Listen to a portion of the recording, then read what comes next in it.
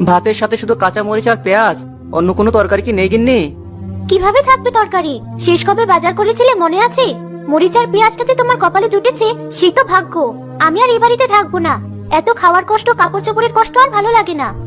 আর কটা দিন সহ্য করো, আমার জমির ফসলগুলো উঠুক, তখন ভালো টাকা পাওয়া যাবে। নতুন শাড়ি গয়না আর ভালো ভালো খাবার কিনে আনবো ওই টাকা দিয়ে। তোমার ওই খরা জমিতে আবার ফসল, আর তোমার যে স্বভাব, একটা কাজও ঠিক মতো করতে পারো না। বিয়ের পর থেকেই তোমার কত কথা শুনে আসছি, কিছুই পেলাম না। আর যদি বাজার করে না আনো, আমি ছোটকে নিয়ে বিকেলের মধ্যেই বাপের বাড়ি চলে যাব। আচ্ছা আচ্ছা, ব্যস্ত হয়েও না, আমি দেখছি কি করা যায়।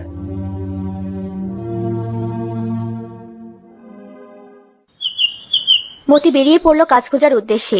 হঠাৎ পথে তার দেখা হয়ে গেল এক বয়স্ক ফল বিক্রেতার সাথে। আপনার ফলের ঝুড়িটা তুলতে খুব কষ্ট হচ্ছে বুঝি? দাঁড়ান, আমি আপনাকে সাহায্য করছি।